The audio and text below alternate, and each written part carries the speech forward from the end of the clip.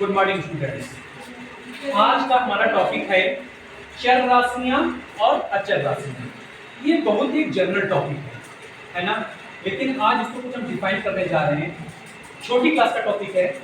सबसे पहले आता है चर राशियां। जब भी मैथ हम पढ़ते हैं तो मैथ में हमें इन दोनों वेरिएबल्स की जरूरत पड़ती है कि चर राशियां कौन सी होती हैं और अचर राशियां कौन सी होती हैं। तो देखिए, चर राशियां किसको बोलते हैं कि जिसका मान समय के साथ बदलता रहता है, उससे हम लोग क्या कहते हैं, चर राशियां। मतलब जिसका मान समय के साथ बदलता रहता है, उससे हम लोग क्या कहते हैं, चर राशियां।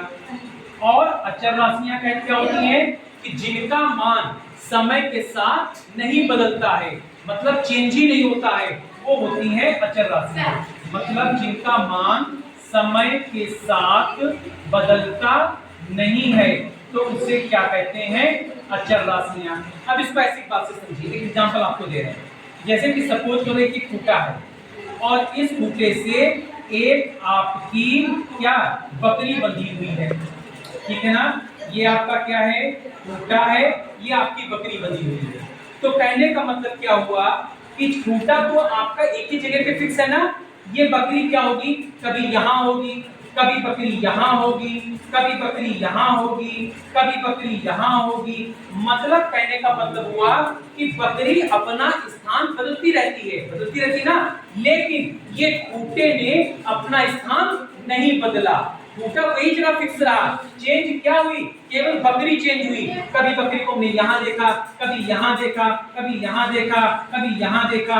तो कहने का मतलब ये हुआ कि बकरी अपना स्थान बदल रही है।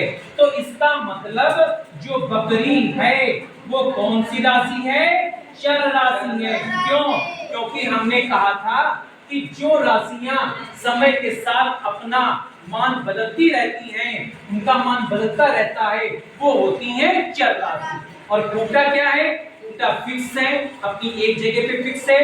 तो खूंटा हमारा क्या हुआ, अचर राशि हुआ।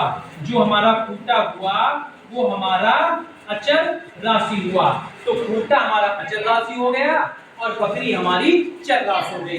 तो इसका मतलब हमें ये समझ आया कि चूंकि बकरी चारों ओर चल रही है, अपना मतलब चेंज कर रही है टाइम पे, कभी इस लोकेशन पे, कभी इस लोकेशन पे, कभी इस लोकेशन पे, तो इसका मतलब बकरी हमारी चर राशि हुई और खूंटा हमारा अचर राशि हुआ। अब समझते हैं एग्जांपल से। देखिए, चर राशि होती कौन कौन सी हैं, जैसे x हो गया, y हो गया, z हो गया, a हो गया, b हो गया, ये सब हमारी चर राशि होती है। अचर राशि कौन सी होती है, जैसे 4 हो गया, 6 हो गया, 8 हो गया, 12 हो गया, 40 हो गया, ये सब अचर राशि हो गई। कैसे? देखिए, 4 चाहे हम जो भी सवाल लें, जो 4 का मान होगा वो सब सवालों में सेम ही तो रहेगा भाई। 4 का तो मान बदल नहीं जाएगा। जो 4 की वैल्यू इस सवाल में है वही 4 की वैल्यू नेक्स्ट सवाल में रहेगी। तो ये सब हमारी कैसी राशि हुई, अचर राशि हुई। आप समझिए, एग्जांपल से हम आपको समझा रहे हैं कि चर राशि और अचर राशि को छाटेंगे कैसे।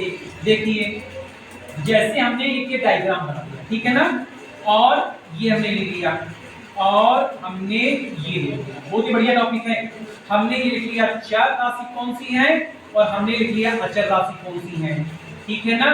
अब ये देखिए, सपोज करिए हमने लिखा x plus Y, 4 plus X square plus 4, x upon 2, 8 और ले लो y। अब देखिए, x प्लस वाई में चर राशि कौन सी है, देखो x का भी मान बदलेगा और y का भी मान बदलेगा। जो चर हुआ x और y, अचर कोई है नहीं तो ये हो गया 0। इसमें चर राशि कौन सी हुई, x, और अचर राशि कौन सी हुई, 4। इसमें चर राशि कौन सी हुई, x, अचर राशि कौन सी हुई, 4। इसमें चर राशि कौन सी हुई, x, और अचर राशि क्या, इसमें एक छुपा हुआ है, तो अचर राशि कौन सी हुई, 1/2। इसमें चर राशि कौन सी हुई, कोई नहीं, क्योंकि x है ही नहीं, तो ये 0 हो गया। अचर राशि कौन सी हुई, 8। इसमें चर राशि कौन सी हुई, y, अचर राशि कौन सी हुई, 0। तो कहने का मतलब ये हुआ कि इस एग्जांपल से हम ये जान गए कि चर राशि और अचर राशि कौन है, और बकरी वाले एग्जांपल से हम ये जान गए कि जिसका मान समय के साथ बदलता रहता है वो चर राशियां होती हैं, और जिसका मान बदलता नहीं है, जिसका मान स्थिर रहता है, वो कैसी होती हैं? अचर राशियां। इनको हम लोग कांस्टेंट वेरिएबल भी बोलते हैं। तो आज का टॉपिक मेरे ख्याल से छोटी क्लासों के लिए चर राशि और अचर राशि का टॉपिक क्लियर हो गया होगा। Thank you.